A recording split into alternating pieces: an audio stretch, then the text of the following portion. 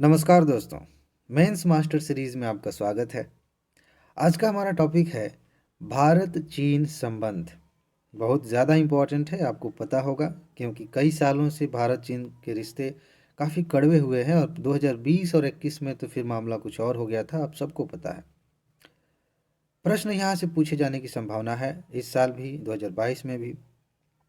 एक चीज़ का ध्यान रखिएगा, जिस तरह से डिबेट्स हुई हैं, जिस तरह से करंट अफेयर्स में हमने चीज़ों को पढ़ा है, ज़रूरी नहीं है कि उस तरह से यूपीएससी पूछे, और कई बार ऐसा होता है कि यूपीएससी उससे अलग पूछ लेती है।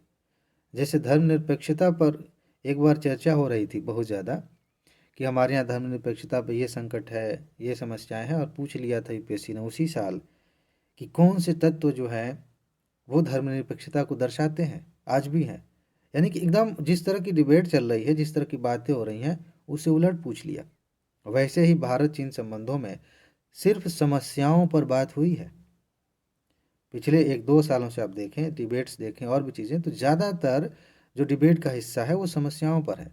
लेकिन हम इस टॉपिक को इस तरह से कवर करेंगे कि इस टॉपिक से किसी भी तरह से प्रश्न पूछा जाए, कहीं से भी पूछा जाए, हम आराम से उसको हल करेंगे। और मैं आपको एक फ्रेम दे रहा हूँ, इसमें आप थोड़ी थोड़ी नई चीज़ें जोड़ सकते हैं, डाटा जोड़ सकते हैं, मैं बताऊंगा कहाँ जोड़ना है। लेकिन इस फ्रेम के तहत अगर आपने एक बार तैयार कर लिया इस टॉपिक को, तब तो फिर मज़ा आ जाएगा। चलिए देखते हैं इसमें कौन सी बातें हमारे काम की हैं इस टॉपिक को लेकर। देखिए, इंट्रोडक्शन में आप हमेशा यहाँ से शुरू कर सकते हैं कि भारत और चीन के जो संबंध है वो प्राचीन काल से हैं। सिर्फ इतना ही लिखना काफ़ी रहेगा, लेकिन एग्जाम्पल देना चाहें तो बेस्ट एग्जाम्पल होगा, हमारे यहाँ से बौद्ध धर्म चीन की तरफ गया, योगा पद्धति गई, इस तरह की चीज़ें हम लिख सकते हैं एग्जाम्पल के तौर पे। आर्थिक राजनीतिक संबंध भी रहे हैं पहले से। इसके अलावा आप देखें 1950 के बाद से भारत में और चीन की जो अर्थव्यवस्थाएं हैं कितनी तेज़ी से बदली हैं, कितना बदलाव आया है। चीन में तो और तेज़ी से बदलाव आया है, और इस समय जो चीन है वो पूरी दुनिया पर राज करने की बात सोच रहा है, अमेरिका को पीछे छोड़ने की बात सोच रहा है। भारत की भी ऐसी मंशा है कि हम दुनिया में एक बड़ी शक्ति बनकर उभरें। तो दोनों देशों की अर्थव्यवस्थाएं तेज़ी से बदल रही हैं। और जब किसी देश की अर्थव्यवस्था बदलती है, ध्यान रखिएगा, जब किसी देश की अर्थव्यवस्था बदलती है तो उसके दोस्त मित्र सब बदलने लगते हैं। ये बड़ी इंपॉर्टेंट चीज़ है, ये पर्सनल लाइफ में भी आप देखिए और देशों के मामले में भी देखिए, ऐसा होता है। आगे, शक्ति संतुलन को लेकर के भारत और चीन के बीच का जो संघर्ष है वो चलता रहता है। आप देख रहे हैं, कभी साउथ चाइना सी का मुद्दा है, चाहे इंडियन ओशन में चाइना आ जाता है, फिर जो क्वाड ग्रुप है वो जो अपने हिसाब से काम कर रहे हैं, और चीन अपने हिसाब से काम कर रहा है। शक्ति संतुलन, ये जो संघर्ष है ये चल रहा है, ये बैकग्राउंड में चीज़ें चल रही हैं जिनसे हमारे रिश्ते प्रभावित हो रहे हैं। शक्ति संतुलन ऐसा बैकग्राउंड है जिससे हमारे रिश्ते प्रभावित हो रहे हैं, तीनों ऐसी चीज़ें हैं। अब मैं बात जो कर रहा था, यूपीएससी जो पूछ सकती है घुमा के, उसको सबसे पहले हम करेंगे। ये तो लगभग हर किसी को पता चल गया कि हमारे सीमा पे कब्जा कर लिया, सैनिक लड़ लिए, इस तरह की बातें हैं। अगर यूपीएससी ने पूछ लिया कि भारत और चीन एक दूसरे के साथ मिलकर सहयोग कैसे कर रहे हैं या कर सकते हैं, तो हमें जवाब देना पड़ेगा, क्योंकि आने वाले भविष्य में इस तरह की चर्चाएं होंगी। क्योंकि जब तक भारत और चीन सहयोग से नहीं रहेंगे तब तक तनाव रहेगा, कोई ना कोई रास्ता निकालना पड़ेगा। समझ रहा है? तो यूपीएससी यहाँ से पूछे तो हम क्या करेंगे, इसीलिए हम सबसे पहले इसी को हल करेंगे, इसी समस्या का समाधान निकालेंगे। और उसमें है, दुनिया में सबसे बड़ी समस्या इस समय है पर्यावरण को लेकर, जलवायु परिवर्तन। और एक संगठन है बेसिक, जिसको हम ऐसे लिख सकते हैं BASIC। बेसिक है जिसमें ब्राज़ील है, साउथ अफ्रीका है, इंडिया है, चाइना है।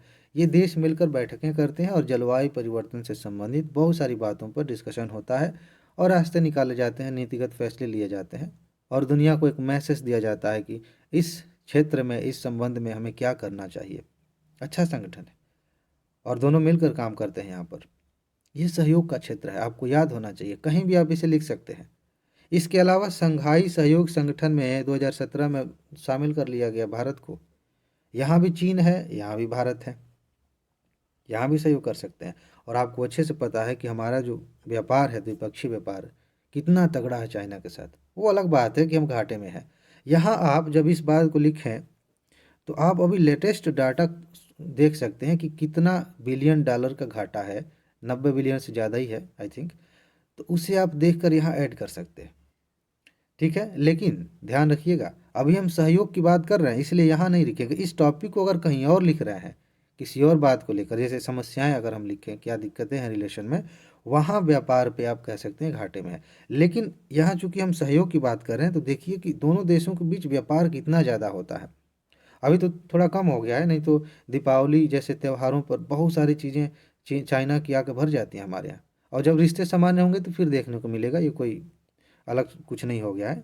व्यापार बहुत मजबूत है और इसकी संभावनाएं भी बहुत अच्छी हैं, क्योंकि दोनों देशों की जनसंख्या बहुत ज़्यादा है। और जिस तरह से भारत व्यापार एक बाज़ार है चीन के लिए, चीन भी तो एक बाज़ार हो सकता है हमारे लिए, हम उस तरह के प्रोडक्ट बनाएं। तो व्यापार में भी हम सहयोग कर सकते हैं, कर रहे हैं।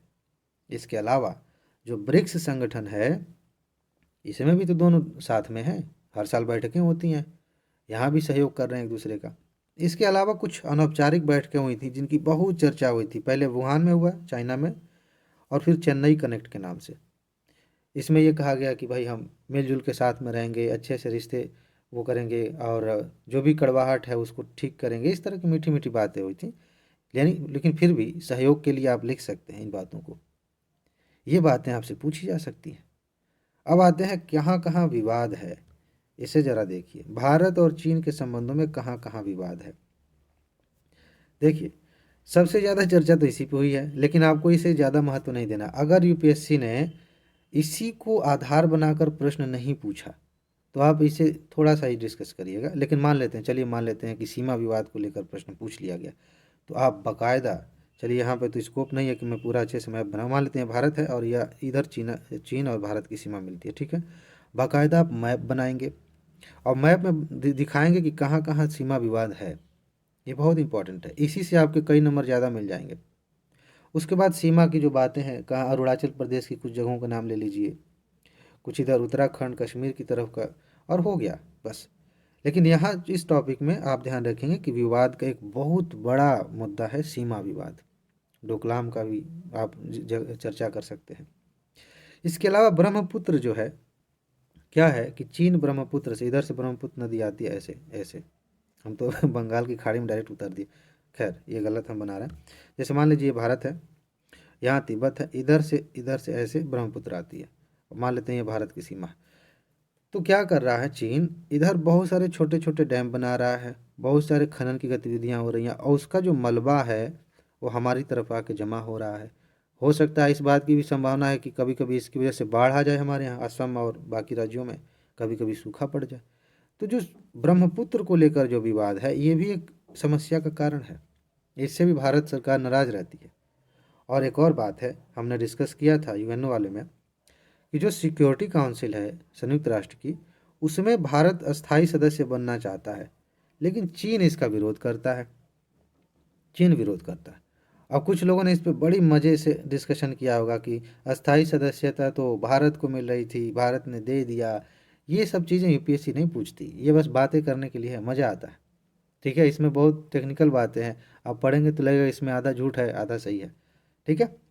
फिलहाल विवाद के बिंदुओं में इन चीज़ों को आप एक्सप्लेन कर सकते हैं, ये तीनों चीज़ें, और भी अगर आपको याद आए तो आप कर सकते हैं। आगे देखते हैं, चिंताएं भी हैं।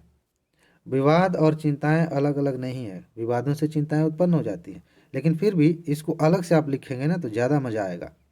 और ये चिंताएं भारत के संदर्भ में ज़्यादा हैं। पूछ लिया जाए आपसे कि भारत को चीन से क्या दिक्कत है, मान लेते हैं ऐसे पूछ लिया, तो आप क्या कहेंगे।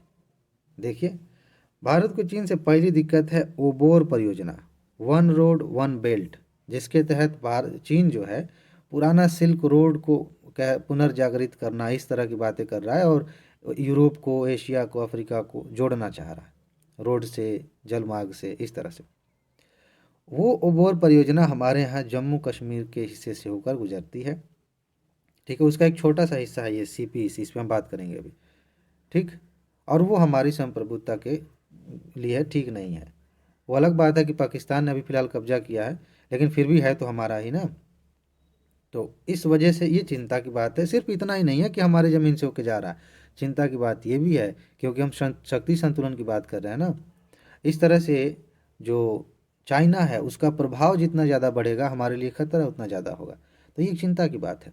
अगली बात क्या है, दलाई लामा का मुद्दा आपने पढ़ा होगा कि दलाई लामा जो है अभी फ़िलहाल भारत में रहते हैं।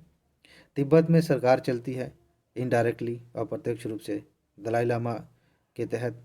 तो जब वहाँ पे दिक्कत हो रही थी, बहुत सारे तिब्बत लोग मारे जा रहे थे, प्रताड़ित किए जा रहे थे, तो दलाई लामा अपने हजारों अनुयायियों के साथ भारत आ गए।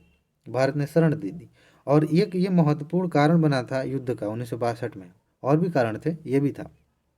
तो ये मुद्दा अभी भी रहता है। चीन अभी भी कहता है कि लामा कौन होंगे, हम सेलेक्ट करेंगे, इस तरह की बातें। या फिर जो है भारत सरकार को अब इन्हें अपने देश में नहीं रखना चाहिए, इस तरह की बातें हैं। इस मुद्दे पर कई बार झड़प हो चुकी है, कई बार जो है रिश्ते कड़वे हो चुके हैं। यहाँ पे आप लिखेंगे व्यापार घाटा, देखा वहाँ मैंने कहा था। अब यहाँ जब व्यापार घाटे की बात करेंगे तब यहाँ आप आंकड़े लिख सकते हैं। सिर्फ एक लाइन में लिख दीजिए कि एक चिंता की बात है कि हमारा व्यापार घाटा इतना ज़्यादा है चीन से। मज़ा आ जाएगा, बस इतना लिख दीजिए। और जो CPEC है, ये चाइना पाकिस्तान इकोनॉमिक कॉरिडोर, ये इसी का हिस्सा है। इसी का ओबोर परियोजना बड़ी परियोजना है। उसी के तहत मान लेते हैं कि भारत है और ओबोर के तहत इधर एक रोड जा रहा है और यहाँ पाकिस्तान है। तो यहाँ से एक छोटा सा ये इधर बना दिया, ये ओबोर CPEC है। ठीक है, तो इसको आप लिख लेंगे।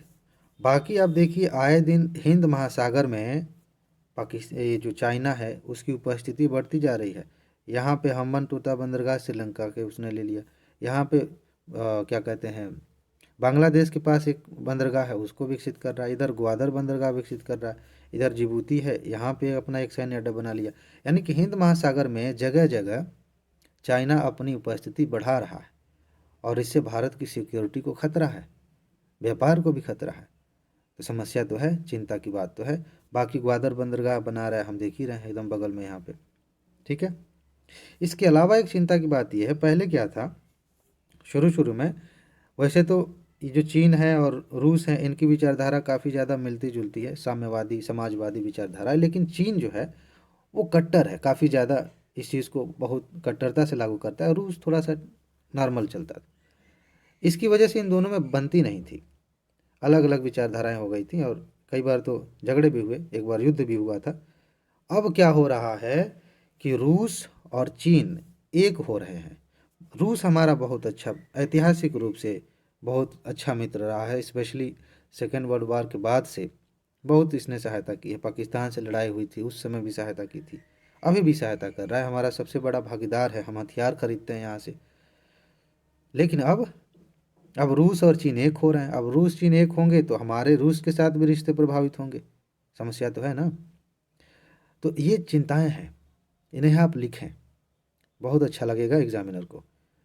अब बात करते हैं, चिंता हो गई, विवाद के बिंदु हो गए, तो कोई संभावना है कि नहीं संबंध ऐसे ही रहेंगे कि कुछ आगे कुछ होगा? होगा, बढ़िया होगा। रास्ते देखिए क्या क्या हैं। अगर हम कंक्लूजन की तरफ बढ़ें, संबंधों में सुधार की संभावना कहाँ कहाँ है। देखिए भारत और चीन ना मिल के एक अभ्यास करते हैं, सैन्य अभ्यास, जिसका नाम है हैंड इन हैंड। इसके तहत अपने संबंधों को और बेहतर बनाया जा सकता है। सैन्य संबंध और बेहतर होंगे, जो सीमा पे विवाद हैं वो थोड़े और कम हो सकते हैं। WTO जो है इसकी वार्ता में ये सहयोग कर सकते हैं। क्या है, WTO में एक अलग ही वो चलता रहता है, इस पे अलग से हम एक टॉपिक डिस्कस करेंगे, बहुत इंपॉर्टेंट है WTO, वर्ल्ड ट्रेड ऑर्गेनाइजेशन। इसका मतलब मकसद ये है कि दुनिया में जो ट्रेड हो रहा है अच्छे से हो, लोकतांत्रिक तरीके से हो, उदारीकृत हो।